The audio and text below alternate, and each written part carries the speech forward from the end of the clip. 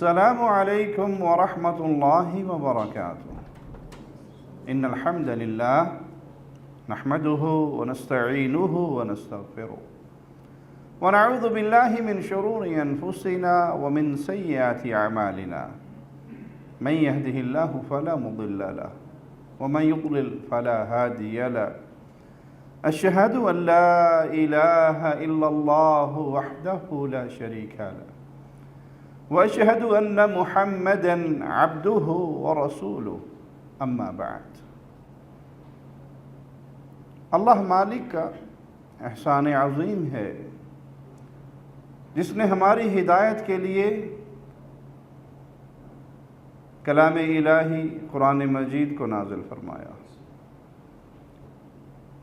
جس میں بہت سارے دروس ہیں، عبرتیں ہیں، قصص ہیں، واقعات ہیں۔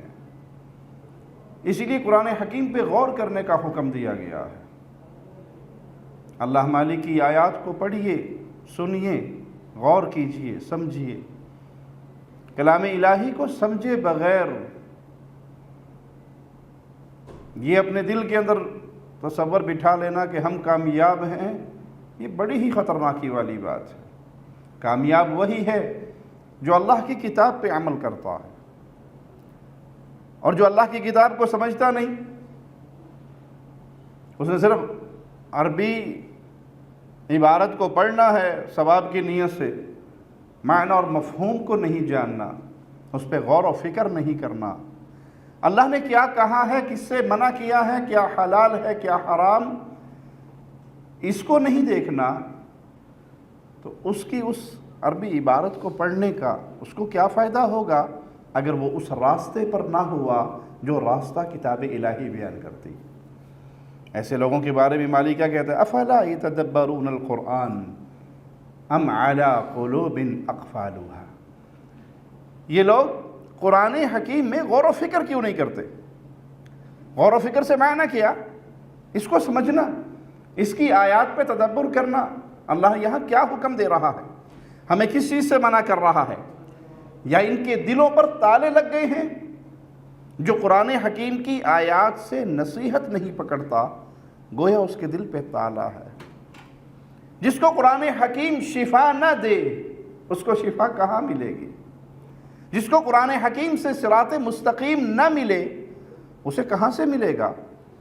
اور صراط مستقیم اسی کو ملے گا جو قرآن حکیم کی آیات کو سمجھتا ہے، اس کے معنی پہ غور کرتا ہے، جس نے اپنی زبان میں زندگی میں ایک بار بھی قرآن حکیم کا ترجمہ نہیں پڑھا، عمر اس کی 40-45 سال ہو گئی، قرآن حکیم کے معانی اور مفاہیم کو نہیں سمجھتا، کیا خیال ہے؟ کیا اس کی زندگی غفلت کی زندگی نہیں ہے؟ یہ قرآن تو نازل ہی اس لیے ہوا کہ اس سے ہدایت لی جائے۔ کتاب انزلناہ الیک مبارک لیدبروا آیاتہ، یہ بابرکت کتاب ہے جسے ہم نے آپ کی طرف نازل فرمایا ہے، کس لیے؟ تاکہ لوگ اس کی آیات پہ غور و فکر کریں۔ وَلِيَتَذَكَّرَ أُولُو الْأَلْبَابِ، اور عقل مند اس سے نصیحت حاصل کریں۔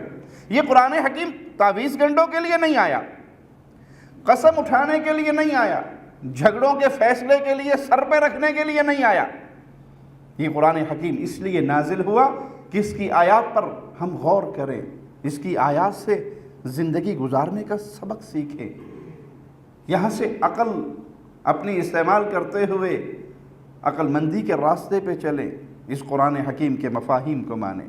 وَكُلًّا نَقُصُّ عَلَيْكَ مِنْ أَنْبَاءِ الرُّسُلِ مَا نُثَبِّتُ بِهِ فُؤَادَكَ، رسولوں کے سب احوال ہم نے آپ کے سامنے آپ کے دل کی تسکین کے لیے بیان کی کہ سابقہ انبیاء نے جب اپنی قوموں کو پیغام توحید دیا تو ان قوموں نے کیا سلوک کیا، ان انبیاء کے ساتھ کیا ماجرا ہوا۔ وَجَاءَكَ فِي هَذِهِ الْحَقُّ وَمَوْعِظَةٌ وَذِكْرَى لِلْمُؤْمِنِينَ، آپ کے پاس اس صورت میں بھی حق پہنچ چکا جو نصیحت و واعظ مومنوں کے لیے ہے۔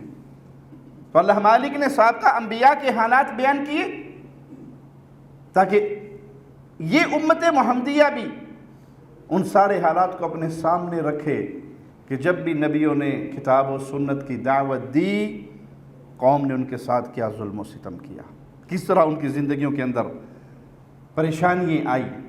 اس سیرت کو اپنے سامنے رکھیں، یاد کریں، اپنی اولادوں کو یاد کروائیں، لوگوں تک اس پیغام کو پہنچائیں اور اس پہ عمل کریں۔ ہر دور کا یہی حال ہے، جب بھی قولوا لا الہ الا اللہ کا آوازہ لگے گا تو پھر اہل شرک محبت کے، پیار کے، عزت و احترام کے القاب سے آپ کو خطاب نہیں کریں گے۔ انہوں نے تو نبیوں کے ساتھ یہ کچھ کیا۔ جب انبیاء کی مبارک ہستیوں کے ساتھ یہ ہوا تو جو بھی نبی کے راستے پر چلے گا اس کو یہ ساری مصیبتیں، پریشانی اپنے سامنے برداشت کرنی پڑے گی۔ اس کے بعد جنت ہے، اس کے بعد جنت ہے۔ جنت بڑی قیمتی چیز ہے، چیز جتنی قیمتی ہو مارکیٹ میں اس کا ریٹ بھی سونا کتنا چھپا کے رکھا جاتا ہے۔ پیاز لینے جاؤ تو وہ 200-300 گرام اوپر نیچے ہو جائے تو کوئی ٹینشن نہیں ہے، اور سونے میں 200-300 گرام کی کوئی ٹینشن نہیں ہے۔ وہاں وہ کمپیوٹرائز ترازو ہے ان کے پاس، 1 گرام بھی اوپر نیچے نہیں ہونے دیں گے۔ تو جنت وہ کتنی قیمتی ہے۔ جنت میں بالشت بھر جگہ، ایک روایت کے مطابق کوڑا رکھنے کی جگہ، دوسری روایت کے مطابق دنیا وما فیہا سے زیادہ قیمتی ہے۔ ملے گی کس کو؟ جو نبیوں کی ان سیرت کو یاد کر کے، انبیاء کی ان سیرت کو پڑھ کے اس پر گامزن رہے گا اور ہمیشہ حق کا پیغام دیتا بھی رہے گا، خود بھی اپنی زندگی میں عمل کرے گا۔ اس لیے رسول اللہ صلی اللہ علیہ وسلم کا فرمان ہے وَإِنَّ الْعُلَمَاءَ وَرَثَةُ الْأَنْبِيَاءِ، علماء جنہوں نے دین کو سیکھا۔ یہ علماء کوئی خاص قوم نہیں ہے کہ مولوی دا منڈا ہی مولوی ہوئے گا، میرا منڈا مولوی نہیں ہو سکتا۔ یہ ٹھیکیدار نہیں ہے کہ ہم نے ان کو ٹھیکے پہ دیا ہوا ہے، جو دین کو سیکھے۔ نصیب کی بات ہے، کروڑ پتی ہے، اربوں پتی ہے اور اس کے بچے کو قرآن کی 2 آیات بھی پڑھنے نہیں آتی، اور دہاڑی دار ریڑھی لگانے والا غریب مزدور آدمی ہے، اس کا بیٹا پورے قرآن کا حافظ بھی ہے، قرآن کا ترجمہ تفسیر بھی جانتا ہے، دین بھی سیکھ رہا ہے۔ تو اللہ کے ہاں معیار مال و دولت نہیں ہے، اللہ کو سب سے زیادہ عزیز، قیمتی وہ یہ صراط مستقیم ہے، وہ یہ علم ہے، وہ یہ ہدایت کا راستہ ہے۔ اللہ دیتا کس کو ہے؟ جس سے پیار کرتا ہے۔ دنیا کس کو دیتا ہے؟ سب کو دیتا ہے، کافر کو بھی، مسلمان کو بھی، دشمن کو بھی، دوست کو بھی۔ دنیا میں معیار نہیں ہے کہ جیب بھری ہوئی ہے تو اللہ راضی ہے۔ آپ کا تعلق دین سے درست ہے تو اللہ راضی ہے۔ آپ کو توفیق ہوتی ہے فجر جماعت سے پڑھنے کی تو سمجھ رہے اللہ راضی ہے۔ آپ نے توحید کا فہم سیکھ لیا ہے، شرک سے بیزار، اہل شرک سے بیزار ہے تو انشاءاللہ اللہ راضی ہے۔ لیکن آپ کی زندگی میں نہ قرآن ہے، نہ دین ہے، نہ نمازیں ہیں، نہ عقیدہ ہے، نہ نبی صلی اللہ علیہ وسلم کی سنت ہے، لیکن مال بہت ہے، دنیا بہت ہے، اور شیطان آپ کو یاد کروائے جو اللہ راضی نہ ہوتا اتنا کیوں دیتا؟ اللہ نے قارون کو نہیں دیا، فرعون کو نہیں دیا، حامان کو نہیں دیا۔ رسول اللہ صلی اللہ علیہ وسلم کا فرمان ہے پوری دنیا کی قیمت مچھر کے ایک پر کے برابر ہوتی، اللہ کسی کافر کو 1 گھونٹ پانی نہ دیتا۔ 1 گھونٹ پانی آپ کے پاس ہو، آپ کے سامنے کتا پیاسا ہو تو آپ اس کے منہ میں بھی ڈال دیں گے، وہ نجس جانور ہے لیکن ہے تو مخلوق نا، زندگی تو ہے، جان تو ہے اس کے اندر، اس کو بھی پلا دیا جائے گا۔ لیکن اللہ کے نزدیک پوری دنیا کی قیمت اس 1 گھونٹ پانی کے برابر ہوتی تو اللہ اپنے دشمن کسی کافر کو یہ پانی نہ دیتا۔ ہاں، اللہ کے نبیوں کی جو وارث ہیں وہ کون ہیں؟ جنہیں اللہ نے قرآن کا علم دیا ہے، حدیث کا علم دیا ہے۔ وَإِنَّ الْأَنْبِيَاءَ لَمْ يُوَرِّثُوا دِينَارًا وَلَا دِرْهَمًا، انبیاء نے درہم و دینار نہیں چھوڑے، یہ انبیاء کی وراثت نہیں ہے کہ وہ درہم و دینار چھوڑ کے جائیں۔ وَرَّثُوا الْعِلْمَ فَمَنْ أَخَذَهُ أَخَذَ بِحَظٍ وَافِرٍ، انبیاء نے تو علم چھوڑا ہے، جس نے اس علم کو حاصل کیا اس نے نبی کی وراثت کو حاصل کیا۔ یہاں آ کے پیمانہ فٹ ہوتا ہے، میرا نبی صلی اللہ علیہ وسلم سے محبت کا کیا معیار ہے، میرا اللہ کے ساتھ پیار کا کیا تعلق ہے، کیسے سمجھوں میرا کتاب اللہ سے کیا تعلق ہے، میں نے اپنے بچے کو قرآن کے ساتھ جوڑنے میں کتنی محنت کی ہے۔ جب قرآن سکھانے کی بات کریں او قاری رکھے ہوا ہے، قاری جی آندے ہوں نے 500 روپے دیتا ہوں میں اسے، قاری صاحب آتے ہوتے ہیں، اور جب میتھ کی باری آئے، فزکس کی باری آئے، بیالوجی کی آئے، جی 25,000 روپے میں ٹیوٹر آتا ہے، پڑھاتا ہے میرے بچوں کو، تو آپ نے کس کو اہمیت دی؟ آپ کے دل میں کس کا پیار ہے؟ بھائی یہ زندگی بڑی جلدی ختم ہو جانی ہے۔ یہ آوازیں ہیں جو دلوں کی تاروں کو چھیڑنے کے لیے، خوش نصیب ہیں اگر آپ کا اور میرا رشتہ کتاب اللہ اور سنت رسول اللہ سے جڑا ہوا ہے، بھلے آپ ایک ٹائم کی روٹی کھاؤ اور ایک ٹائم کی نہ کھاؤ۔ پیارے نبی صلی اللہ علیہ وسلم سے بڑھ کر بھی کسی کی ہستی ہے؟ ہماری ماں کہا کرتی تھی کئی مہینے گزر جاتے مصطفیٰ علیہ السلام کے گھر میں چولہا نہ جلتا۔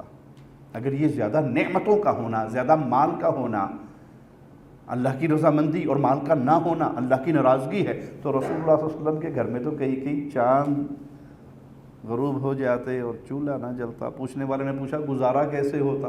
کہ 2 کالی چیزوں پہ پانی پی لیتے، کھجور کھا لیتے۔ تو اصل چیز کیا ہے؟ جس کا رشتہ اللہ کی کتاب سے جڑ جائے۔ اللہ مالک نے اپنی کتاب میں سابقہ انبیاء کے واقعات بیان کیے، انہی میں سے یوسف علیہ السلام کا قصہ بڑی تفصیل سے بیان ہوا۔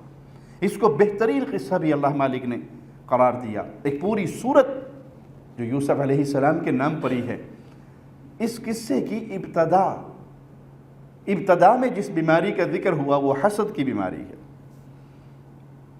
یوسف علیہ السلام یعقوب علیہ السلام کے بڑے ہی لاڈلے بیٹے تھے، اور ان کے ستیلے بھائی بھی تھے، اور ان ستیلے بھائیوں کو باپ کے اس پیار پر بڑی غیرت آتی تھی۔ ایسی غیرت نہیں جو خیر والی ہو، ایسی غیرت جو شر والی ہو، حسد والی ہو۔ ایک رات خواب دیکھتے ہیں، اذ قال یوسف لأبیہ یا ابت انی رأیت 11 کوکبا والشمس والقمر رأیتهم لی ساجدین۔ بابا خواب دیکھا ہے۔ اللہ کہتا ہے محمد صلی اللہ علیہ وسلم اپنی قوم کے سامنے یہ قصہ یوسف علیہ السلام کا بیان کیجیے۔ اپنے باپ سے کہتے ہیں یعقوب علیہ السلام کو، میں نے خواب دیکھا ہے۔ خواب دیکھنے والے کون ہیں؟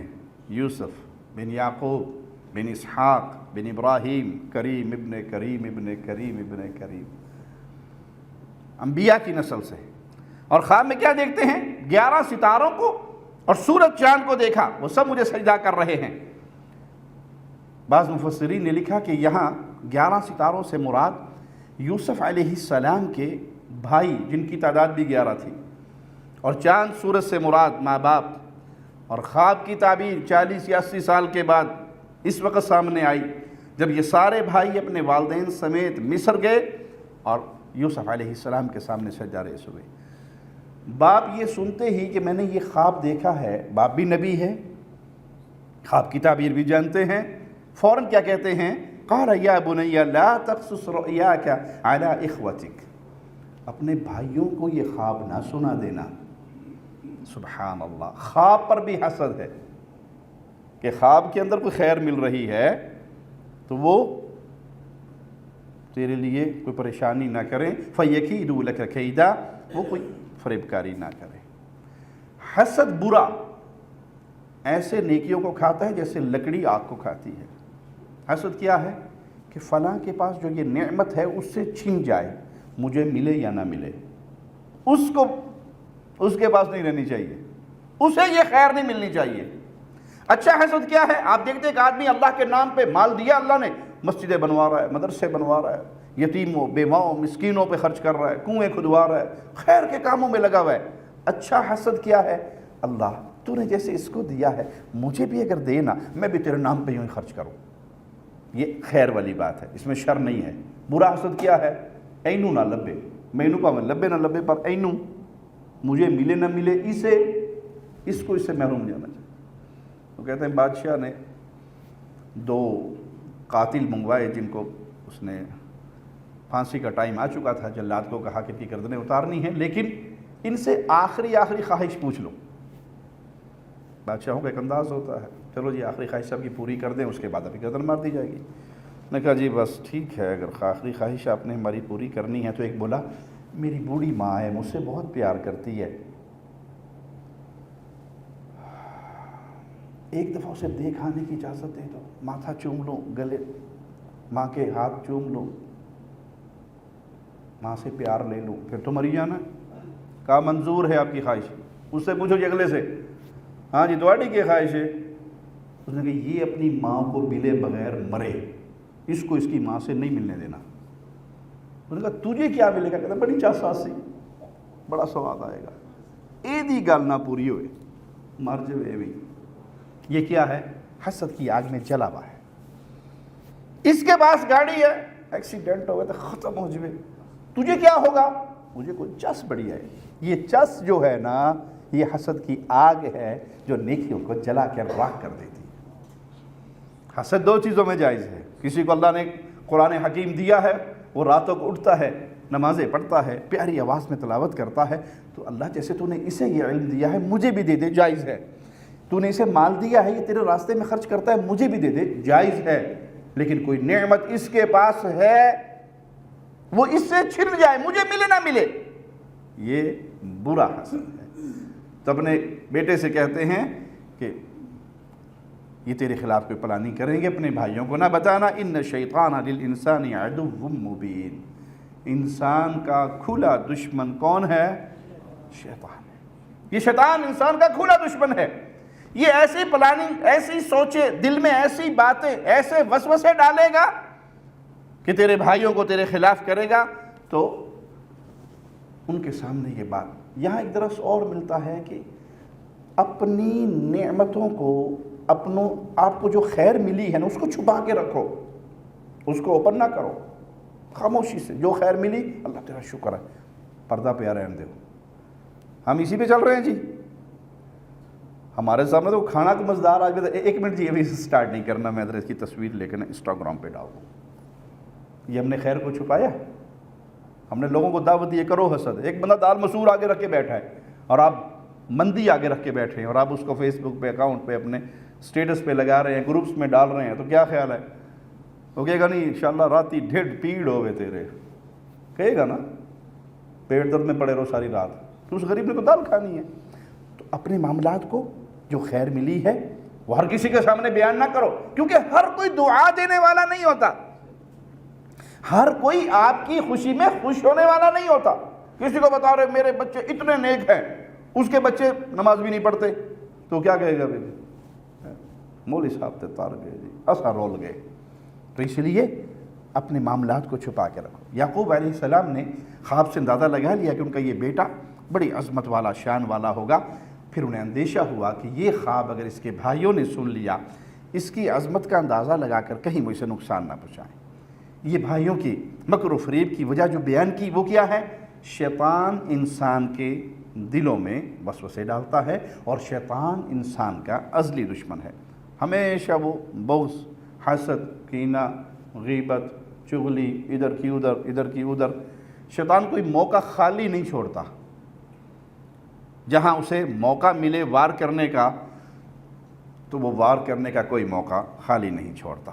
اور جو یعقوب علیہ السلام نے سوچا حقیقت میں پھر ویسا ہوا۔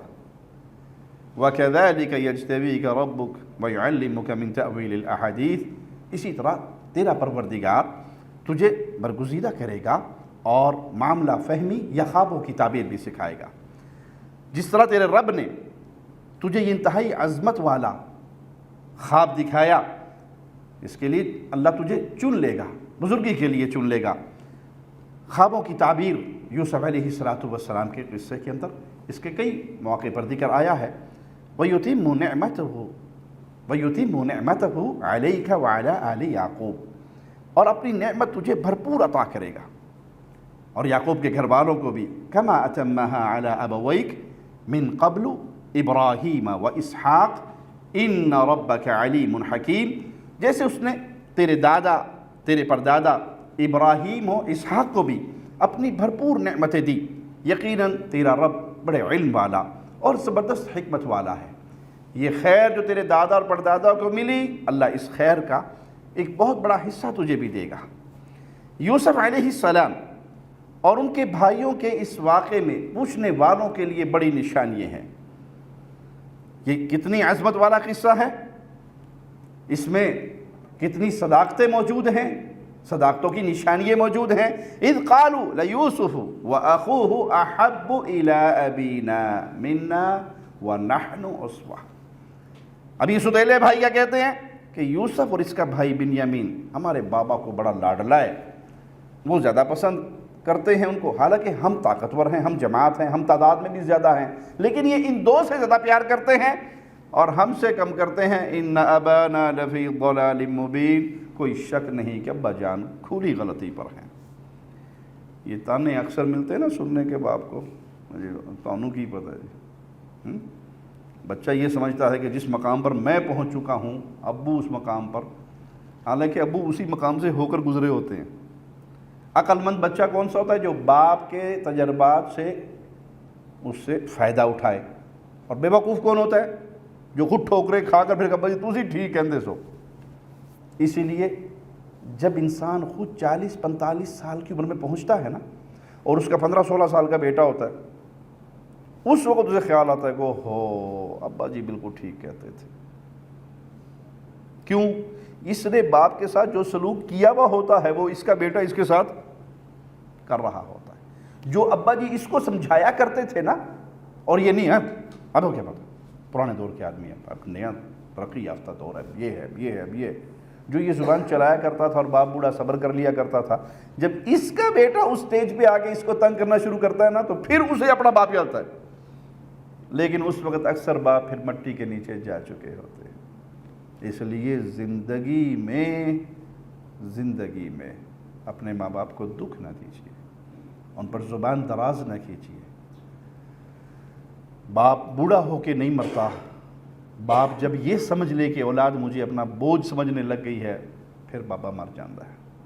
وگرنہ وہ 80-90 سال کا ہو کے بھی لاٹھی ٹیک کے بھی چلے گا اور اسے بیٹوں کا پیار نصیب ہوگا تو وہ بڑا قوت میں رہے گا، اور وہ 50-60 سال کی عمر میں بھی اور سمجھے کہ اولاد اب مجھے کچھ نہیں سمجھتی، مجھے اپنے اوپر بہت سمجھتی ہے، تو یہ چیز باپ کو ختم کر دیتی ہے، اس کی نفسیات کو مار دیتی ہے۔ فیصلہ کیا بھائیوں نے؟ یوسف کو قتل کر دو یا اس کو کسی اندھے کنویں کے اندر جا کر پھینک دو۔ نتیجہ کیا نکلے گا؟ یخلو لکم وجہ ابیکم، پھر تو تمہارے باپ کے سامنے تمہارا ہی چہرہ ہوا کرے گا نا، اور پھر تمہیں باپ تم سے ہی پیار کرے گا۔ اس کو پیار کرتے ہیں، مار دو یا کنویں میں پھینک دو، باہر جا کے دور کہیں پھینک آؤ۔ وَتَكُونُوا مِن بَعْدِهِ قَوْمًا صَالِحِينَ، یہ گناہ کرنے کے بعد توبہ طائب ہو جانا، نیک بن جانا۔ یہ شیطان کا ہر دور میں بڑا ہی بھاری تیر ہوتا ہے جو وہ مارتا ہے۔ گناہ کر لو بعد میں توبہ کر لیں گے۔ پیارے بھائی، ایک ہے گناہ ہو جانا اور انسان توبہ کر لے، یہ فطری بات ہے، انسان ہے غلطی سے کچھ بھی کر سکتا ہے، لیکن مومن فوراً توبہ کرتا ہے۔ ایک ہے کہ آپ جانتے ہیں جو میں کر رہا ہوں یہ گناہ ہے، کر لو بعد میں توبہ کر لیں گے۔ اللہ نے آپ کو توبہ کی توفیق ہی نہ دی تو کیا کر لو گے؟ رسول اللہ صلی اللہ علیہ وسلم کا فرمان ہے کہ انسانوں کے دل رحمان کی انگلیوں کے درمیان ہے، جیسے چاہتا ہے پھیر دیتا ہے۔ وہ تمہارے اور توبہ کے درمیان حائل ہو جائے، تمہیں توبہ کی توفیق ہی نہ ہو۔ گناہوں سے انسان اس طرح مزین ہو جاتا ہے، گناہ اس طرح اثر کرتے ہیں، بظاہر انسان گناہ کو چھوٹا سمجھتا ہے۔ میں یورپ کے ایک ٹور پہ تھا تو ایک شخص نے مجھے کسی آدمی سے ملوایا کہ جی یہ جب اپنے وطن سے مسلمان ملک سے یہاں پہنچا تھا یورپ میں، 15 سپاروں کا حافظ تھا، نمازی پرہیزگار آدمی تھا۔ یہاں آ کے اس کا کسی کے ساتھ اک مٹکا ہو گیا اور یہ اس گوری کے ساتھ اس نے رہنا شروع کر دیا بغیر نکاح کے۔ اس میں سے اس کے 2 بچے بھی ہو گئے اور اس کا سگا بھائی تھا۔ وہ کہتا شاہ صاحب میں نے بارہا اس کا ہاتھ پکڑ کے اسے مسجد تک لایا ہوں، یہ مسجد کے گیٹ سے ایسے بھاگتا ہے جیسے اندر قدم نہیں رکھ سکتا یہ. اور یہ 15 سپاروں کا حافظ تھا. اب اسے قرآن کی کوئی ایک آیت بھی نہیں یاد. کیوں؟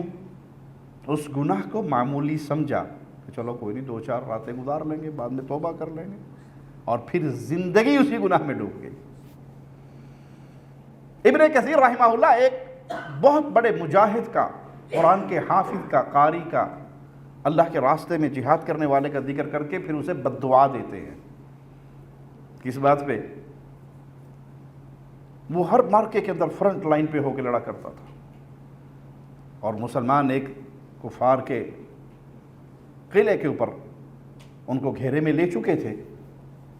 تو یہ جو قاری، حافظ، مجاہد، عالم، سب کچھ ہی، اس کی نظر اچانک ایک گھر پہ پڑی جہاں سے کسی نے کھڑکی کھولی اور ایک لڑکی نظر آئی. تو اس نے اس کو دیکھا تو پہلی نظر سے ہی اس کا دل اس کے عشق میں مبتلا ہو گیا. اس لیے شریعت کیا حکم دیتی ہے؟ نگاہیں نیچے رکھنے کا. اس نظر کو ہم بعض لوگ معمولی دیکھ بھی لے تو کیا حرج ہے. یہ شیطان کا تیر ہے، دل تک لگ کے دل کو جلا گیا تو اللہ معاف فرمائے انسان گناہوں میں کہیں سے کہیں پہنچ جاتا ہے. تو ایک نظر ہی اس کو اس کے عشق میں مبتلا کر گئی. اس کے ساتھ اس نے جس طریقے سے بھی رابطہ کیا کہ کیا طریقہ ہے تیرے تک پہنچنے کا، تجھے پانے کا کیا طریقہ ہے؟ کوئی طریقہ نہیں، سارے دروازے بند ہیں سوائے یہ کہ تو عیسائی ہو جا، سوائے یہ کہ تو عیسائی ہو جا. اس نے کہا عیسائی ہو جاؤ؟ میں جس آگ میں جل رہا ہوں تو مجھے عیسائی ہونا بھی منظور ہے. وہ عیسائی ہو گیا اور اپنی زندگی کفر کے اوپر گزار. لوگ اس کے پاس سے گزرتے، مسلمان اسے کہتے ہاں تو قرآن کا حافظ تھا، تو مجاہد تھا، اللہ سے ڈرنے والا تھا. پھر کیا ہوا کہ اب میرے دل میں قرآن کا کوئی ایک لفظ بھی موجود نہیں، اب کچھ نہیں ہے، سب ختم ہو گیا. تو یہ سارا کیا ہے؟ ایک نظر. گناہ کر لیں بعد میں توبہ کر لیں گے. یہ شیطان کا بہت بڑا تیر ہے. گناہ ہو جائے تو فوراً توبہ کریں، لیکن توبہ کی امید پہ گناہ نہ کریں کہ نظر آ رہا ہے خود اس پہ داخل ہو رہے ہیں کہ زنا کر لو، فلم دیکھ لو، گانے سن لو، فلاں کام کر لو، فلاں، پھر دیکھیں توبہ کر لیں گے، مرنے سے پہلے توبہ کر لیں گے. آپ کو نہیں علم کہ آپ کی زندگی کب ختم ہو جائے. آپ کو نہیں علم آپ کا دل توبہ کی طرف آئے یا آپ کے اور توبہ کے درمیان ایک پہاڑ کھڑا ہو جائے. قال قائل منہم لا تقتلوا یوسف، کہنے والوں نے کہا کہ یوسف کو قتل نہ کرنا. والقوہ فی غیابت الجب، ہاں کرنا ہے تو کسی اندھے کنویں کی تہ میں اسے ڈال دو. یلتقطہ بعض السیارہ، قافلہ گزرنے والا گزرتا ہے وہ اسے اٹھا کر لے جائے گا. ان کنتم فاعلین، اگر کرنا ہی ہے تو یہ کر لو، قتل نہ کرنا، اپنے بھائی کو قتل نہ کرنا. انہوں نے وہی کیا، اٹھایا، اور جو ان کی پلاننگ کر چکے تھے اب اس پلاننگ کے لیے سٹیپ بائی سٹیپ چلنا بھی تھا. اب باپ کے پاس آگے منتیں کرتے ہیں، قالوا یا ابانا ما لک لا تأمنا علی یوسف، بابا کیا ہو گیا ہے، آپ یوسف کے بارے میں ہم پہ اعتبار کیوں نہیں کرتے؟ وَإِنَّا لَهُ لَنَاصِحُونَ، ہم تو اس کے خیر خواہ ہیں. معنی یہ کہ وہ پہلے بھی ٹرائی مار چکے تھے، تبھی باپ کو ان پر اعتبار نہیں تھا، یا ان کے اعمال سے باپ یہ سمجھ چکا تھا کہ یہ میرے بچے کے ساتھ مخلص نہیں ہے. بابا ہم پہ کیوں نہیں اعتبار کرتے؟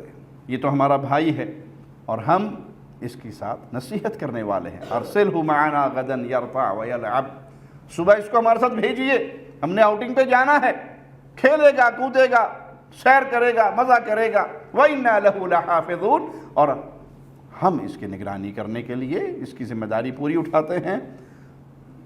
باپ کہنے لگا کہ نہیں، مجھے غم کیا ہے کہ تم اس کو لے کر چلے جاؤ اور تم اس سے غافل ہو جاؤ.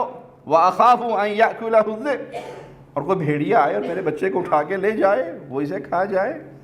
وَأَنْتُمْ عَنْهُ غَافِلُونَ، اور تم غفلت کی گھڑی میں اس سے غافل ہو چکے ہو، اپنے کھیل کود میں لگے ہوئے ہو. تو بیٹے کہتے ہیں بابا یہ کیسے؟ قَالُوا لَئِنْ أَكَلَهُ الذِّئْبُ وَنَحْنُ عُصْبَةٌ إِنَّا إِذًا لَخَاسِرُونَ، یہ کیسے ہو سکتا ہے؟ ہم اتنے پاورفل اور پوری جماعت 11 نوجوان کڑیل ہمارے ہوتے ہوئے یہ کچھ ہو جائے؟ ایسا نہیں ہو سکتا۔ اگر ایسا ہو تو پھر تو ہم بڑے نکمے اور خسارے والے ہیں۔ باپ کو بہلا پھسلا کر ستیلے بھائیوں نے اپنے بھائی کو لیا اور چل پڑے۔ فَلَمَّا ذَهَبُوا بِهِ وَأَجْمَعُوا أَن يَجْعَلُوهُ فِي غِيَابَةِ الْجُبِّ، اکٹھے ہو گئے اپنی پلاننگ جو تھی ان کی سوچ اس پہ عمل کرنے کے لیے کہ آئیں مل کر ہم یوسف کو اس اندھے کنویں کی تہ میں پھینک دے۔ وَأَوْحَيْنَا إِلَيْهِ، ہم نے یوسف علیہ السلام پر وحی کی کہ ایک دن آئے گا تو ان کو ان کے ان اعمال کی خبر دے گا۔ یہاں تیرے ساتھ جو کچھ ہو رہا ہے ایک گھڑی آئے گی تیری زندگی میں، یہی بھائی تیرے سامنے کھڑے ہوں گے اور تو ان کو بتائے گا کہ تم نے کیا کیا تھا یوسف کے ساتھ۔ یہاں ساری پلاننگ پوری کر کے اب روتے ہوئے اپنے باپ کے پاس آئے۔ وَجَاءُوا أَبَاهُمْ عِشَاءً يَبْكُونَ، عشاء کے وقت وہ روتے ہوئے اپنے باپ کے پاس آئے، وہی جو باپ نے اپنے منہ سے نکالا تھا کہ میں ڈرتا ہوں کہیں بھیڑیا نہ کھا جائے۔ قالوا یا ابانا انا ذهبنا نستبق، بابا ہم دوڑ لگانے میں مصروف ہو گئے۔ وترکنا یوسف عند متاعنا، ہم نے جو سامان اپنا رکھا تھا سیکورٹی کے لیے اس سامان کی، یوسف کو وہاں کھڑا کر دیا۔ فاکلہ الذئب، بھیڑیا آیا اور یوسف کو کھا گیا۔ وما انت بمؤمن لنا ولو كنا صادقین، آپ ہماری بات نہیں مانیں گے گو ہم بالکل سچے ہیں، ہم سچ بول رہے ہیں، یہی کچھ ہوا ہے۔ اور یوسف علیہ السلام کی قمیص پہ جھوٹا موٹا خون لگا کر بھی ساتھ لے آئے۔ وَجَاءُوا عَلَىٰ قَمِيصِهِ بِدَمٍ كَذِبٍ، جھوٹ موٹ کا خون لیا کسی اور چیز کا، قمیص پہ لگایا، دیکھو یہ آپ کے بیٹے کی قمیص ہے، بھیڑیا اس کو کھا چکا ہے۔ قال بل سولت لکم انفسکم امرا، باپ کہنے لگا نہیں ایسا نہیں ہوا، بلکہ تم نے اپنے دل میں ہی ایک جھوٹ گھڑ لیا، ایک بات بنا لی بنانے کے لیے۔ میرے بیٹے کو بھیڑیے نے نہیں کھایا، تم نے ایک بات بنا لی، تم نے کوئی مکر کیا ہے۔ فصبر جمیل، میں صبر کرتا ہوں، صبر ہی میرے لیے سب سے بہترین ہتھیار ہے۔ واللہ المستعان علی ما تصفون، جو تم نے کہانی گھڑی ہے، جو باتیں بنائی ہیں، میں اس پر اللہ سے ہی مدد مانگتا ہوں۔ یہ ہے ایمان والوں کی نشانی، یہ ہے نبیوں کا طریقہ۔ کوئی بڑے سے بڑا غم ملے فوراً اپنا رشتہ رب کے ساتھ جوڑ لیجیے۔ فصبر جمیل، اللہ کے علاوہ ہمارے لیے کوئی دروازہ نہیں۔ کسی بھی مصیبت پر ہم کچھ بھی کر لیں، جتنا مرضی رو لیں، واویلا کر لیں، چیخ لیں، پیٹ لیں، منہ چھاتیاں پیٹ لیں، کیا ہوگا؟ وہ چیز واپس آئے گی۔ لیکن صبر کرنے سے اس پہ جو نیکی اور اجر ملے گا، اللہ کی طرف سے جو خیر اور بھلائی ملے گی، اس کا آپ کو اندازہ ہی نہیں۔ واویلا، بے صبری، وہ کرنے سے کچھ بھی نہیں ملے گا۔ بے صبری کرنا گویا اللہ کی تقدیر جو ہمارے لیے اللہ نے لکھی ہے، اس تقدیر کے فیصلے کا انکار ہے نا۔ اور صبر کرنا اس پر اللہ تیرے ہی بندے، جو کچھ ہوا ہے ہم نے لوٹ کے تیری طرف ہی جانا ہے۔ اس لیے کوئی بھی مصیبت آئے، کوئی بھی غم آئے، کوئی بھی دکھ آئے، اپنا رشتہ سب سے پہلے اللہ کی طرف متوجہ ہو جائیں۔ رضیت باللہ ربا وبالاسلام دینا وبمحمد نبی، ملے گا کیا؟ حدیث میں آتا ہے کسی کی بصارت اس سے چھن جائے اور اس پہ وہ صبر کرے، واویلا نہ کرے، چیخو پکار نہ کرے، صبر کرے، اللہ پوچھتا ہے فرشتوں سے، وہ سب کچھ جاننے والا ہے، ہاں میرے بندے کے ساتھ یہ معاملہ ہوا، اس نے کیا کیا؟ کہا اللہ اس نے صبر کیا، کہ اس کے لیے جنت میں بیت الحمد، تعریف کا ایک قصر وہ بنا دو۔ اسی طرح بیٹے کی اولاد کے بارے میں آتا ہے، کسی کی معصوم اولاد فوت ہو جائے، بچہ فوت ہو جائے اور اس پہ وہ صبر کر لے، اللہ پوچھتا ہے فرشتوں تم نے میرے بندے کے جگر گوشے کی روح قبض کی، اس نے کیا کہا؟ اللہ صبر کیا، کہا اس کے لیے پھر جنت کے اندر بیت الحمد بنا دو۔ کوئی بھی پریشانی، کوئی بھی غم، کوئی بھی دکھ آئے، فوراً اللہ کی طرف رجوع کیجئے اور اس امر پہ صبر کیجئے۔ آنسوؤں کا بہنا یہ بے صبری نہیں ہے، منہ سے چیخیں مارنا، سینہ کو بھی کرنا، رانوں کو پیٹنا، بالوں کو پھاڑنا، کپڑوں کو چاک کرنا، یہ بے صبری ہے۔ صبر کر لو تو اس پہ انتہائی اجر ہے، اس پہ بڑا ہی ثواب ہے۔ اور بے صبری جو ہے وہ انسان کو گویا وہ تقدیر کے فیصلوں پہ اعتراض کر رہا ہے۔ تو یعقوب علیہ السلام نے بھی یہی کہا، میں صبر کرتا ہوں، فصبر جمیل، میں صبر کرتا ہوں، یہی میرے پاس سب سے بڑا ہتھیار ہے۔ تم جو کچھ کر رہے ہو، تمہاری اس پلاننگ پر میں اللہ سے مدد مانگتا ہوں۔ وَجَاءَتْ سَيَّارَةٌ فَأَرْسَلُوا وَارِدَهُمْ فَأَدْلَىٰ دَلْوَىٰ، ایک قافلہ آیا، انہوں نے پانی لانے والے کو بھیجا، جاؤ کنویں میں ڈول ڈالو، پانی لاؤ۔ تو وہاں پانی کی بجائے اور تو خوبصورت نوجوان، خوبصورت بچہ، قال یا بشرا ھذا غلام، کہنے لگے واہ خوشی کی بات ہے، یہ تو ایک لڑکا ہے۔ وَأَسَرُّوهُ بِضَاعَةً، انہوں نے اسے مال تجارت قرار دے کے چھپا دیا۔ واللہ علیم بما یعملون، اور اللہ تعالیٰ اس سے باخبر تھا جو وہ کر رہے تھے۔ پانی کی جگہ پر بچہ مل گیا، انہوں نے اس کو بہت ہی ہلکی قیمت پر، گنتی کے چند درہموں پر بیچ ڈالا۔ وَكَانُوا فِيهِ مِنَ الزَّاهِدِينَ، اور وہ یوسف کے بارے میں بہت ہی بے رغبت تھے۔ وَقَالَ الَّذِي اشْتَرَاهُ مِن مِصْرَ، مصر کے جس آدمی نے یوسف علیہ السلام کو خریدا، انہوں نے اپنی بیوی سے کہا اکریمی مثواہ، اس کا احترام کرو، اس کو عزت سے رکھو، عسیٰ ان ینفعنا او نتخذہ ولدا، ممکن ہے یہ ہمیں کوئی فائدہ پہنچائے یا ہم اس کو اپنا بیٹا بنا لیں، یہ ہمارا بیٹا بن جائے، ہمارے ساتھ رہے، یا ہمیں کوئی فائدہ پہنچائے۔ وَكَذَلِكَ مَكَّنَّا لِيُوسُفَ فِي الْأَرْضِ، اسی طرح ہم نے مصر کی سرزمین میں یوسف کے قدم جما دیے، اور ہم نے اس کو خوابوں کی تعبیر کا علم بھی دیا۔ وَاللَّهُ غَالِبٌ عَلَىٰ أَمْرِهِ وَلَكِنَّ أَكْثَرَ النَّاسِ لَا يَعْلَمُونَ، اللہ اپنے ارادوں پر غالب ہے لیکن اکثر لوگ بے علم ہوتے ہیں۔ اللہ جو فیصلہ فرما لے اس میں کوئی رد و بدل، رب کا حکم آ جائے اس کو کوئی چینج، اس کو کوئی تبدیل نہیں کر سکتا۔ یہ ہمارے ہاں جاہلوں میں مشہور ہے کہ نہیں جی ساڈے بابا جی بڑے پہنچے نے، لکھے لیکھ مٹا دیندے نے۔ جو تقدیر کے فیصلے ہوتے ہیں نا، ہمارے بابا جی کی قلم، ان کے ہاتھ عرش کے اوپر لوہے محفوظ میں بھی چلتے ہیں اور ان فیصلوں کو وہ تبدیل کر دیتے ہیں۔ فلاں بڑھیا کی نصیب میں اللہ نے بیٹا نہیں لکھا تھا، اور فلاں بابا جی نے، بڑھیا نے جب آ کے اس کے سامنے رونا دھونا کیا اور اس نے وہ تقدیر کے فیصلے بدل دیے اور وہاں اس کے لیے بیٹا لکھ دیا۔ وہ مشہور شعر ہے، خدا دا پھڑیا چھڑاوے محمد، محمد دا پھڑیا چھڑا کوئی نہیں سکتا صلی اللہ علیہ وسلم۔ نعوذ باللہ ثم نعوذ باللہ، اللہ پکڑ لے تو محمد صلی اللہ علیہ وسلم چھڑا سکتے ہیں، اور اگر محمد صلی اللہ علیہ وسلم کسی کو پکڑ لے تو اللہ بھی نہیں چھڑا سکتا۔ انا للہ و انا الیہ راجعون۔ ارے بھائی اللہ پکڑ لے، اللہ پکڑ لے، اللہ اپنی رحمت میں رکھے۔ اللہ ہم بڑے ہی کمزور ہیں، تو سے تیری رحمت کا سوال کرتے ہیں مولا، تیری پکڑ، تیرے سوالوں کے جواب کے ہم قابل نہیں ہیں، ہمیں اپنی رحمت سے معاف فرما دینا۔ اللہ کسی کو پکڑ لے اس کے لیے پھر کوئی جا پناہ نہیں ہے۔ رسول اللہ صلی اللہ علیہ وسلم سجدے میں ہیں، آپ کی زبان پر اللہم حاسبنی حسابا یسیرا، اللہ میرا حساب آسان کرنا۔ عائشہ رضی اللہ تعالی عنہ پوچھتی ہیں اللہ کے وسلم، جب اللہ کسی سے حساب لینے پہ آ گیا تو پھر یہ آسان حساب کیا ہے؟ کہا یہ صرف پیشی ہوگی، عرض ہوگی، تو نے یہ کیا، تو نے یہ کیا، تو نے یہ کیا، اور اللہ اپنے بندوں سے جس سے راضی ہوگا انہوں نے کہا جاؤ میں نے معاف کیا، جاؤ میں نے معاف کیا، جاؤ میں نے معاف کیا۔ اللہم اجعلنا منہم ومعہم رفیقا۔ ایک شخص کے بارے میں حدیث میں آتا ہے کہ اسے لایا جائے گا تو اللہ فرشتوں سے پہلے ہی کہہ دے گا میرے بندے کے جو بڑے بڑے گناہ ہیں وہ ہٹا دو، اس کے نامہ اعمال میں سے چھوٹے چھوٹے پیش کرو۔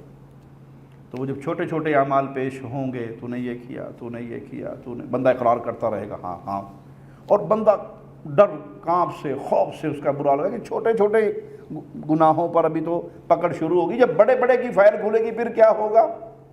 تو اللہ فرمائے گا بندے میں نے دنیا میں تیرے پہ پردہ ڈال رکھا نا، فرشتوں اس کے ان سارے گناہوں کو نیکیوں میں کنورٹ کر دو، نیکیوں میں تبدیل کر دو۔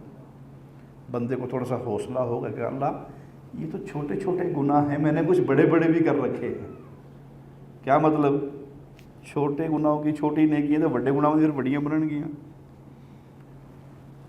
یہ ہے اللہ کا معاملہ، اللہ پیش کرے گا، تو نے بندے یہ کام کیا، بندہ مانے گا، اللہ کہے گا جاؤ اسے معاف کرتا ہوں۔ اللہم اجعلنا منہم ومعہم وفیہم، اللہ اپنی رحمت سے ہم سب کے ساتھ یہی معاملہ فرمائے۔ ومن نوقش الحساب فقد عذب، جس سے اللہ نے مناقشہ کر لیا تو نے یہ کیوں کیا، اللہ کے کیوں کا کسی کے پاس کوئی جواب نہیں۔ لا یسأل عما یفعل وہم یسألون، اللہ جس سے یہ پوچھ لے یہ گناہ کیوں کیا، اس کے پاس کوئی جواب۔ اللہ جس کو چاہے مرضی پوچھ لے، اللہ کو کوئی عاجز نہیں کر سکتا۔ اللہ تو عیسیٰ علیہ السلام سے پوچھیں گے اَأَنْتَ قُلْتَ لِلنَّاسِ اتَّخِذُونِي وَأُمِّيَ إِلَٰهَيْنِ مِن دُونِ اللَّهِ، عیسیٰ تو نے کہا تھا لوگوں سے مجھے اور میری ماں کو اللہ کے مقابلے پر الہ بنا لینا۔ اللہ جس کو چاہے پوچھ لے، کوئی اللہ کو نہیں پوچھ سکتا۔ تو یہ کفر کا شعر ہے کہ خدا دا پھڑیا چھڑاوے محمد صلی اللہ علیہ وسلم، اور محمد دا پھڑیا چھڑا کوئی نہیں سکتا۔ جس کو اللہ پکڑ لے تو مصطفیٰ چھڑا لے، جس کو مصطفیٰ پکڑ لے تو ارے بھائی مصطفیٰ تو بد دعائیں کرتے رہے صلی اللہ علیہ وسلم ان ظالموں کے خلاف جنہوں نے پانسا ہی پلٹ دیا تھا، اور اللہ نے جواب میں کیا کہا؟